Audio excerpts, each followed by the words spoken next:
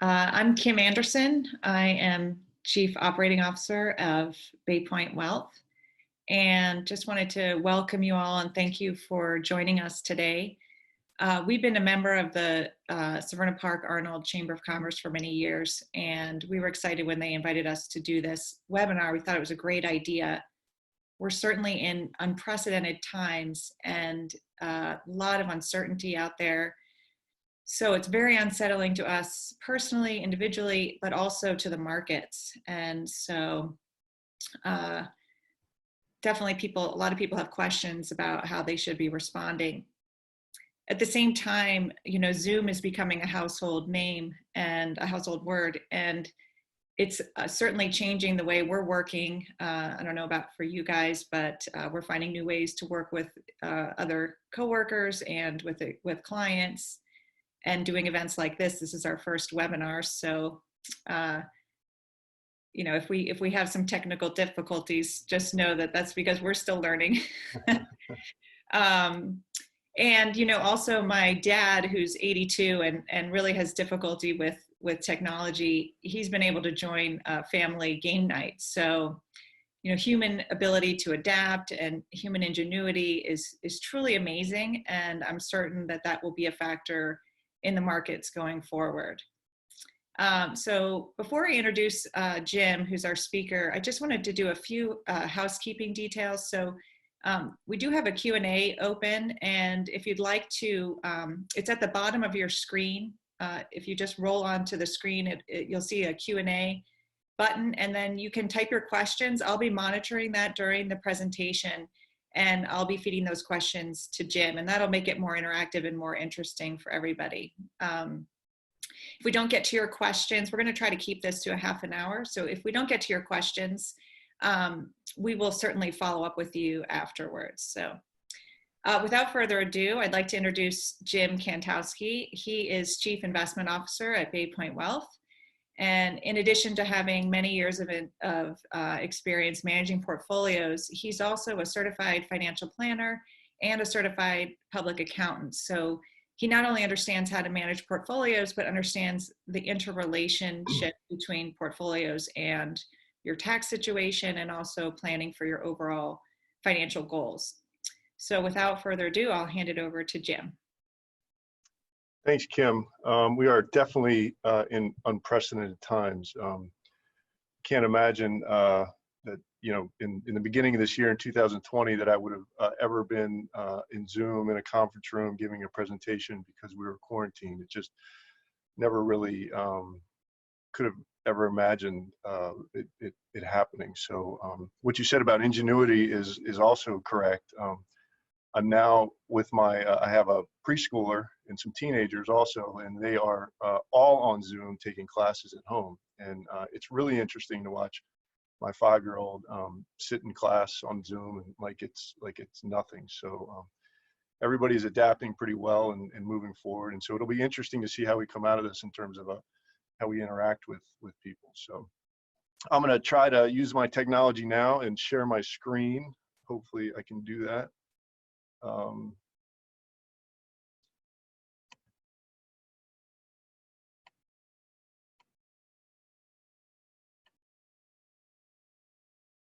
Start this slideshow here. Okay. So what we're going to talk about today is navigating turbulent financial markets. The markets have most definitely been turbulent. I mean, there's no other word to describe it. We've seen some of the biggest ups and downs we've ever had, and it's just been really, really hard to imagine that we'd be going through something like this. And so we certainly understand everybody's anxiety. We have our own anxiety, and we're trying to get through this just like everybody else. But we're going to talk about today 3 ways that people typically react to turbulent markets. There's primarily 3 different approaches people take. First approach is a sell everything approach. And this one is a feel good approach and allows people to sleep at night. And then there's a sort of a do nothing approach. People kind of freeze and they allow their portfolio to sit where it is, and they don't buy or they don't sell. Then there's a rebalance and buy approach, which is probably the hardest approach and may provide the most investment returns going forward. So we're going to talk about these three different approaches. Please stop me if you have any questions. We'll talk about the pluses and minuses of each one. And so sell everything. So we get the question all the time, hey, you know, there's some stuff going on. We're starting to hear some news out of China and about this coronavirus. We have elections going on that are going to come up in November. So we have some primaries.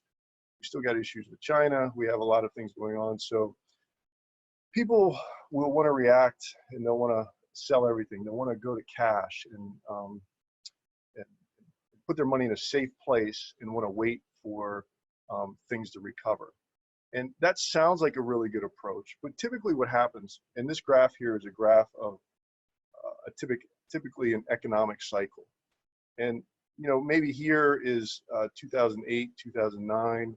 We've been experiencing some extremely high market performance, and it's been going on for a 10-year time frame now.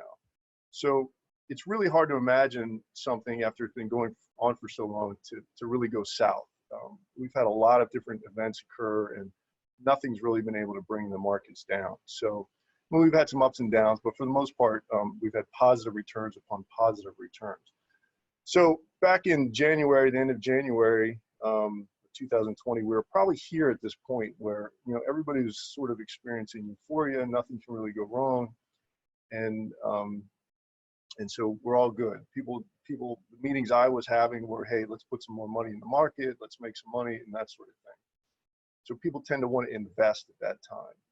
So as the news starts to come out and we start to get more and more information about the coronavirus, people tend to start to get nervous. And that's what starts to happen right around here. The markets start to get a little volatile. We'll have some negative returns. And, you know, that'll happen and people are able to sit through that.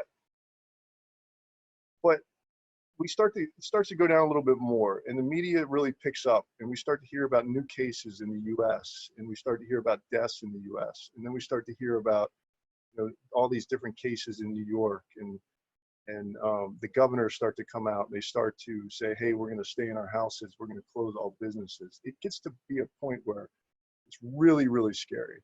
I mean, from not only from a financial perspective, but from a health perspective. Schools are closing. There's all kinds of things going on and that we've never, ever experienced before. So we start to experience this fear and this panic. And it's really hard to get away from. I mean, we hear it every time we turn on the TV, we open up our web browser, there's red signs that say, you know, this many cases of the coronavirus, more and more cases are occurring, schools are shutting, so we're here. So we call our advisors and we say, hey, look, I want to sell everything. I just want to put my money in cash. I want to sit and I want to wait. And I want to wait till things get better. And that actually gives investors some sort of sense of control. They put their money in cash. They feel good. They can sleep at night. And you know, there's nothing to worry about. They'll get back in because they know when the markets are going to recover. But typically, what happens is you're selling here out of fear and panic.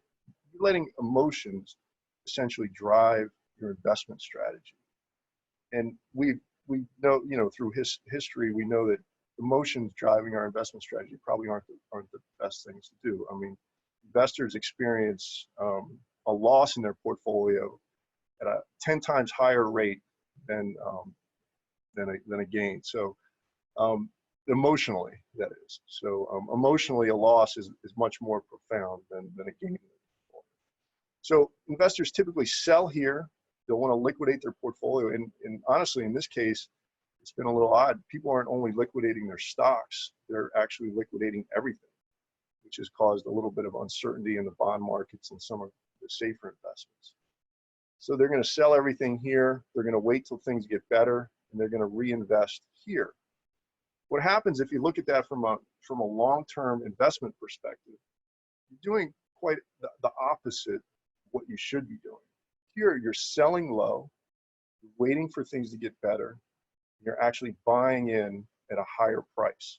You feel good, you're telling your friends you sold everything, you're doing good, you can sleep at night, but your returns over the long term might not be so well.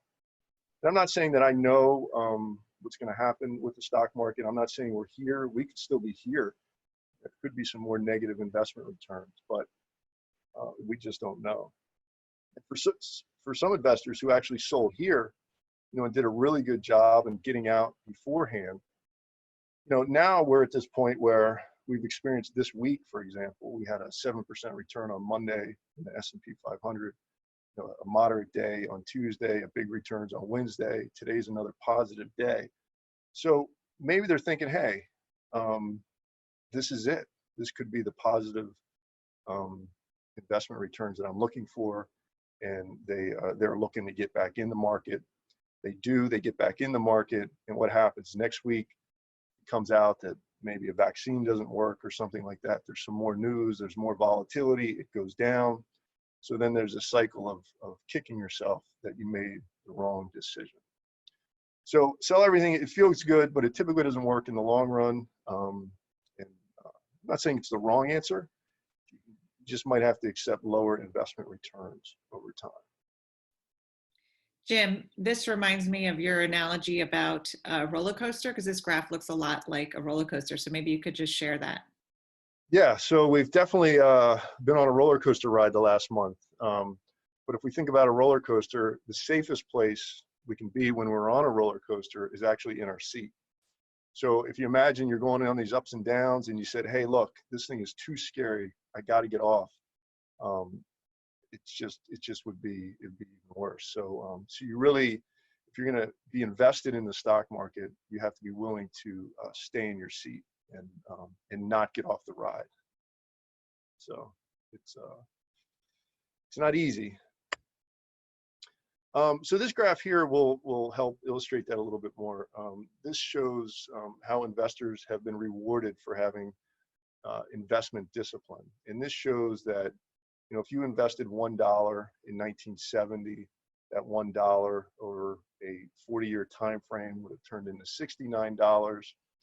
And as you can see, from 1970 to 2019, this looks like a steady increase in your investment.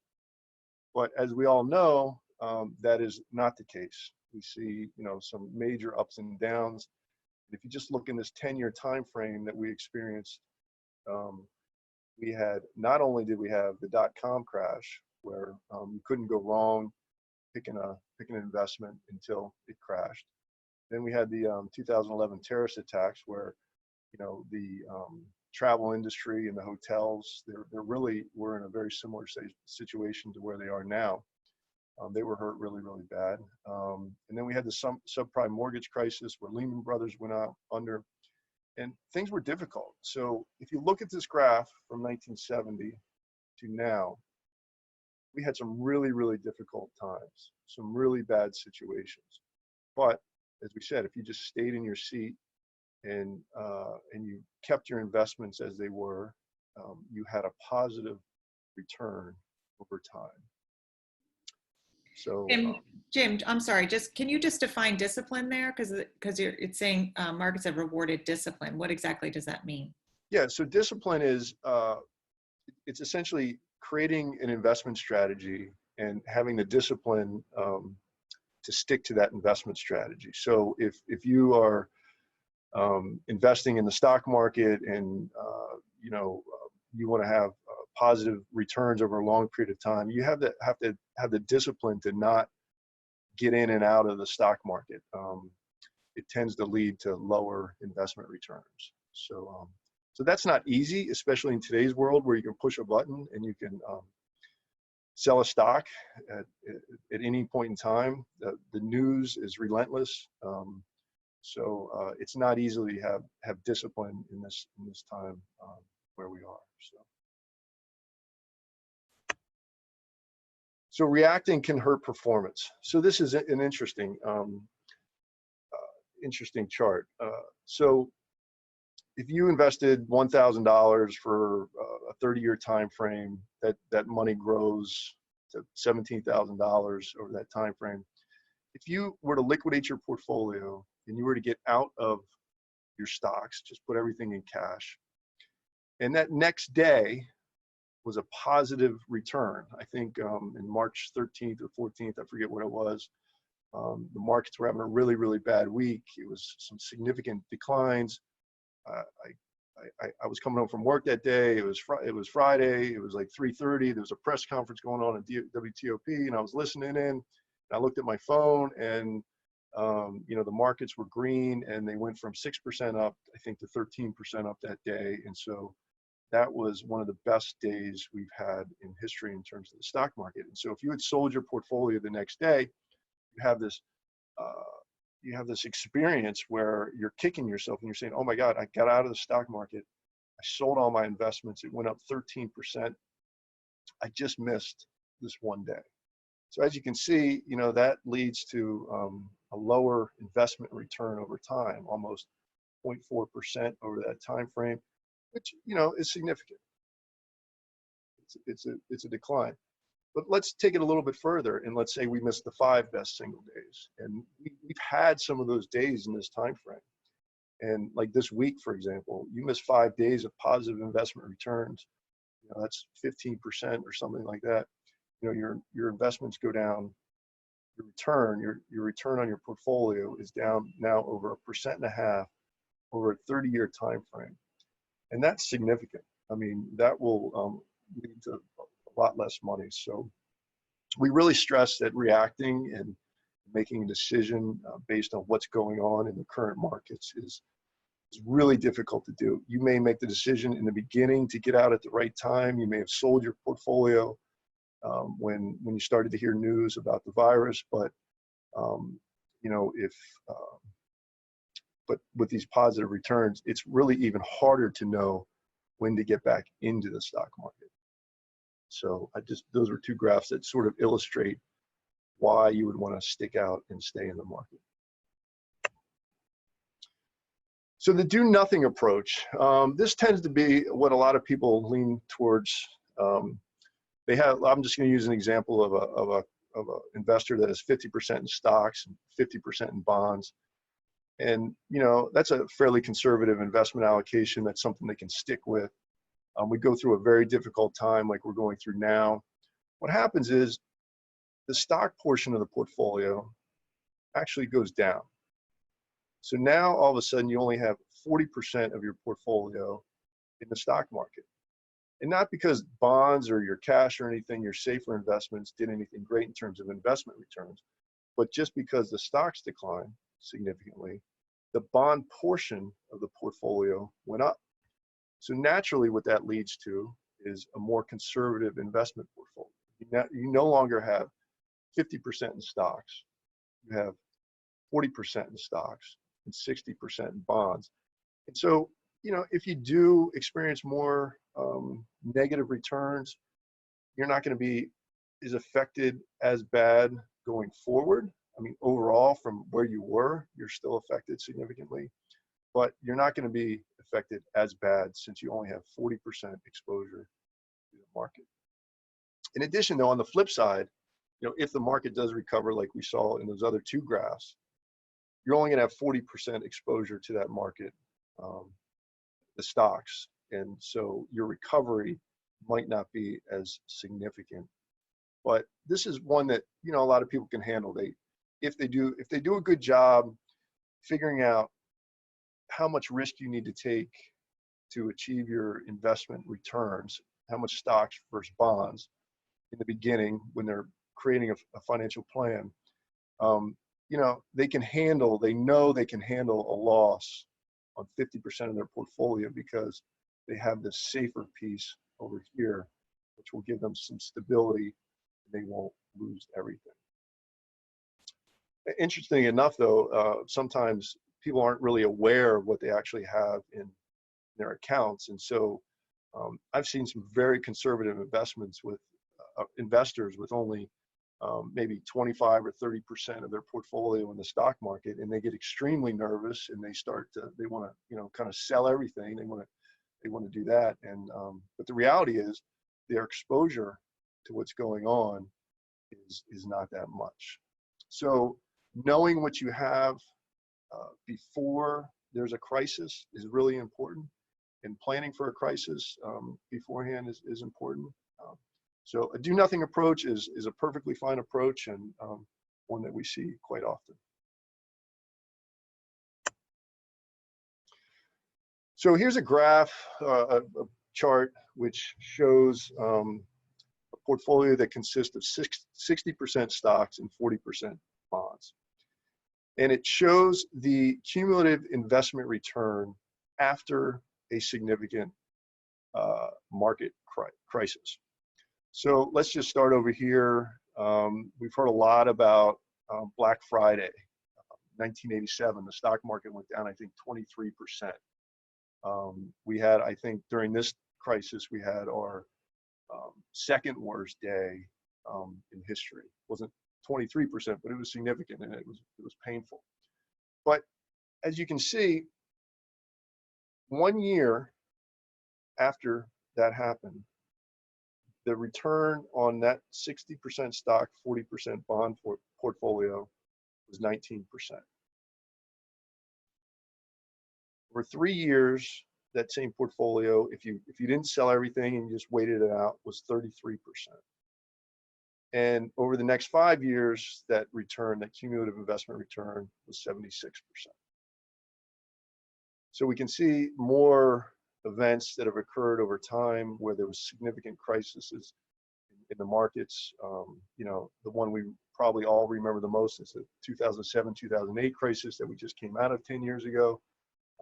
That was really, really difficult. We see that when we did come out of it, we experienced 4% returns, 12% returns over a 3-year time frame, and 47% returns. The reality is, if you had a portfolio, I'm throwing these numbers out here. I don't know the exact numbers, but you had a diversified stock portfolio with 50% stocks and 50% bonds, which is a relatively conservative portfolio. During this time frame, just to give you a sense, it took about 5 years to fully recover from those declines. So if you did nothing for 5 years, you would have recuperated your investments and you would have been fine. Had you sold everything and maybe sat that out for 3 years, then you might not have experienced some of these significant investment returns. So a lot of times when you hear advisors talk about, hey, let's just not sell everything, that's the wrong answer. This is really why.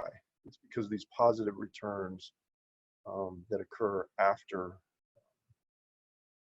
your crisis has occurred. I'm going to go back here too.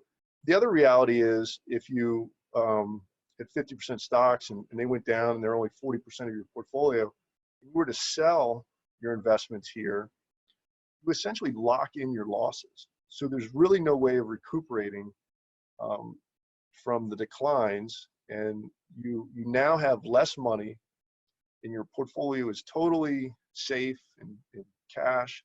So there's really no way to recuperate those returns or get your money back without staying invested. Or you have to reinvest your money at some point in time. Figuring out when to do that is really difficult. So believe me, I do not claim to be able to do that. All right, so the last approach that we have here is one that is from an advisor standpoint, is probably the preferable approach. But I'm going to be honest, it is the most difficult approach. You know, I'll sit with people on a regular basis and we'll talk about this. You know, hey, we're going to create a portfolio that's 50% stocks and 50% bonds. If the stocks goes down, we're going to sell some bonds and we're going to buy some stocks so we can keep your portfolio balanced. And on the flip side, if stocks go up significantly, we're going to sell the stocks and we're going to buy some bonds. The reality is, that's what we should have been doing over the last 10 years. So if we came out of the mortgage crisis and you were an investor and you had 50% of your portfolio in stocks and 50% in bonds, as this market has gone up over the last 10 years, in theory, if you were following this approach, you would have been selling your stocks over time. You would have been taking them from here, you would have been putting them over here, in your bond portfolio to keep them safe. Now, of course, people don't want to do that when the stock market's going up. Why would I ever sell my stocks? The market's going up. It's going to continue to go up. I don't want to accept lower returns. Why would I put my money in bonds? Bonds have low investment yields. They stink. So that's difficult to do in a positive market.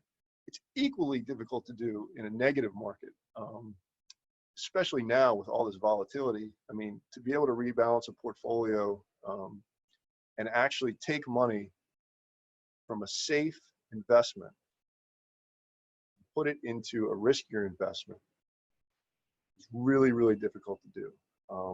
And it takes a tough stomach. But the reality is, what you're doing is you're selling high, you're selling your bonds at a higher price, and you're buying your stocks over here at a lower price.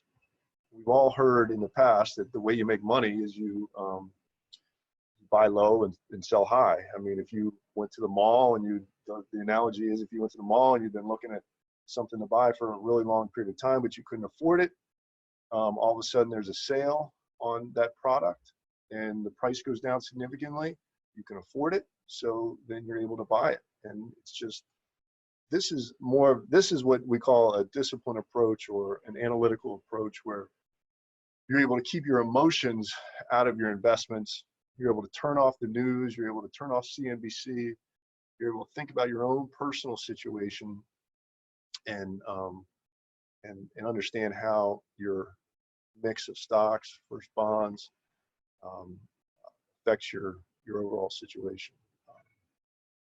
And I talk about 50% stocks and 50% bonds. I mean, that really could be anything. The right answer is to try and figure out in the beginning, when you're investing, is to try and determine the amount of investment returns that you're going to need in order to have a successful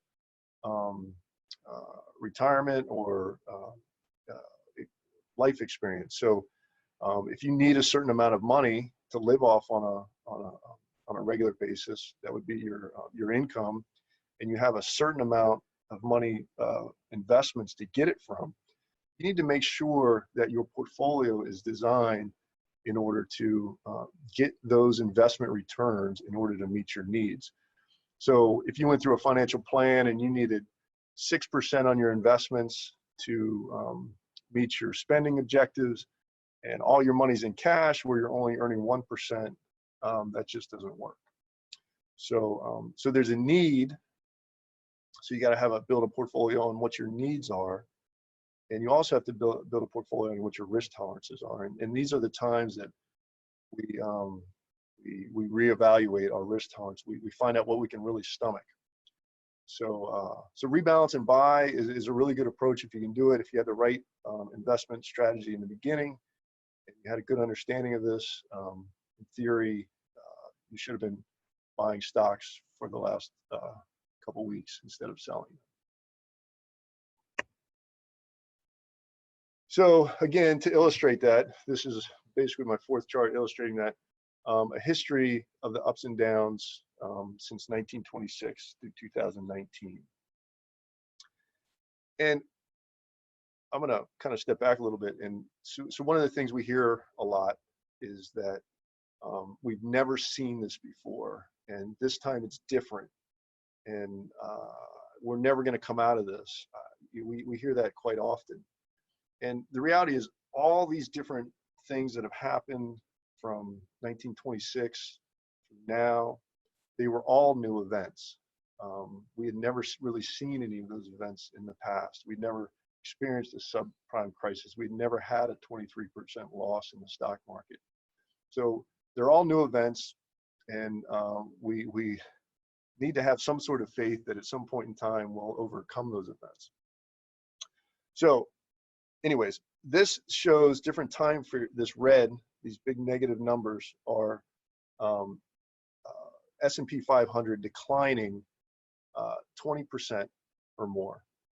That's happened 3, 6, 8 times. So we see, the Great Depression. We keep hearing comparisons right now in the news about how this is the unemployment numbers that are coming out are the same as the Great Depression. So we're going to experience this 34 months of negative investment returns of 83%. In reality, that's essentially what the news is doing. They're comparing the Great Depression to what's happening now. And times we're different. I mean, we are experiencing extremely high unemployment, but we've also come out with a stimulus package and unemployment benefits that we've never seen before. So there's been some different types of reactions. So even if you stayed in the market, your money goes down to 83%. You know, if you look at the next 167 months, so from here we hit the bottom, 34 months, 83% negative return. That's awful. It's depressing. These are really difficult times. The returns here afterwards, there's some ups and downs, don't get me wrong, but over that 167 months before we experience the next 22% decline, you had a cumulative investment return on the S&P 500 of 815%. And that is consistent across the board. Here, this decline in 1946 was 22%. It lasted 6 months. Then the next 181 months, the market was up 936%. It's consistent across the board. So here is the 2007, 2008 crisis, down 51%. Here's where we are now, up 451%. It lasted 130 months. So we're going to be, obviously, in our next crisis here, only time will tell where that leads us in terms of positive investment returns. But you know, all we have to go on is history. And if we look at history and we look at our country and we look how we've recovered from different things, there is an expectation that we will recover at some point in time and we will experience some positive investment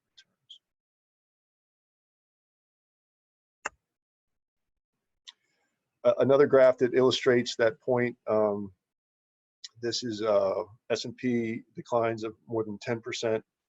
We look at time periods after that. We had a 1-year time period, 11.3% investment return, 3 years, 10.2%. Over 5 years, we had average returns of 9.6% of the S&P 500. So again, this just illustrates a point that if you have the stomach to be able to sit through some very, very difficult times, on the flip side of it, when you come out of it, the investment returns are extremely positive and it can be very rewarding. So if you had sold everything in the beginning and you didn't have any exposure to the stock market, you may not experience those investment returns. You might feel good, you might feel safe, you might be able to sleep at night, but your money is not going to be working for you like it should. If you do nothing, so I'm on my review chart here. If you do nothing, you know, then you will experience some positive investment returns. You won't have locked in your losses. Things should come back, and when they do come back, your money will come back. But if you can stomach it, you can actually rebalance. You can buy low, sell high. That would be the approach that we would recommend trying to take. So Kim, is there any questions? I've been rambling on to this computer screen, which is a little odd, but just one question, Jim, about, you talked about having the right investment mix, you know, to have the discipline to stick with the market. And how do you know what is the right investment mix? Yeah, so there's some art and some science to it. I mean, so from a planning perspective, what we try and do is figure out what your investment needs are. So a lot of times people will want to spend a certain amount of money in retirement. So their investments will have to support an income stream. So let's say somebody needs to live off of $100,000 a year. They need an investment portfolio. I don't know, let's say it's $3 million in an investment return in order to meet that. So So we try and figure out the history of what a portfolio looked like. So a 50-50 portfolio over time might have earned somewhere between 5 and 7%. And if an investor needs to earn 5 to 7% on their investments in order to meet their income objectives, that's where we start. So there's a starting point of, hey, here's what this portfolio looks like in order to meet your objectives. But then we take it a step further and say, here's the worst case scenario. 2007, 2008, this portfolio of 50% stocks and 50% bonds, it went down by 25%. If that happened, could you stick it out? Could you hold on to your stocks and not react and sell everything? And so that's sort of where we start. And obviously now things, when you go through difficult times like this, some people, modify their strategies. And there's nothing wrong with that. If you can't sleep at night and you need to take a little risk off the table, and you're willing to accept lower investment returns, that actually might be the answer for you. But you might have to adjust something else. You might have to adjust your spending, or maybe leave less money to your children, or something to that effect. Jim, we have another question. What are the projections for the recovery timeframe? So I think what she's asking is, during this period, you've shown a lot of past crises and what the recovery looks like. What are the projections for this time? I mean, I'd be lying to you if I told you I knew. There's just really no idea to tell how much there'll be and how long it'll take. But there is an expectation that it will happen at some point in time. I mean, we could be experiencing a positive upturn right now. The market's been up 4 days in a row. I mean, this could be the start. We could be at the bottom. It also could be, what they call out there a false positive. We see some positive investment returns. People get into the market, and we get some bad news. It could be negative. Also, we have to see what happens with this crisis. I mean, if a vaccine is developed within a 12-month time frame, if there's a cure, if there's a medication, if there's a therapy that will let people get out there and start working again and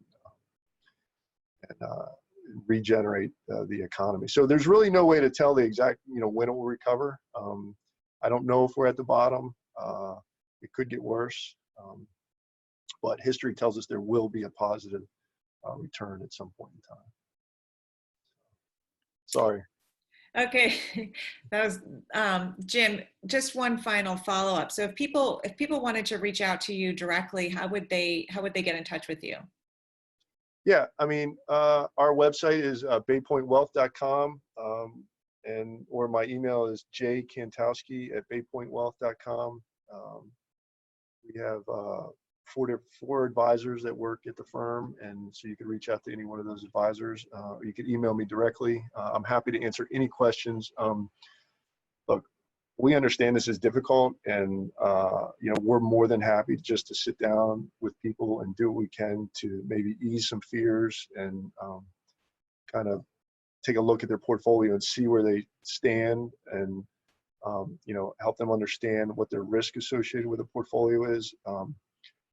We're not going to try and sell you anything or push you in one direction or the other, but we're trying to give back a little bit during this time and help people feel comfortable with where they are, and maybe just a voice of reason. So email jkantowski@baypointwealth.com or our website at baypointwealth.com. Okay, great. Thanks so much. And we've gone over our half hour, so sorry about that. But I did want to thank everyone for joining us, and Jim for your presentation. And we look forward to doing these again now that we know how to use the technology. So thanks again to the Chamber for inviting us. Thank you very much. I appreciate it. Oh wait, looks like we have one more question. Oh nope, we just got a thank you. Okay. Nice. All right, so we'll sign off. Thanks everyone. Thanks, Kim. Bye.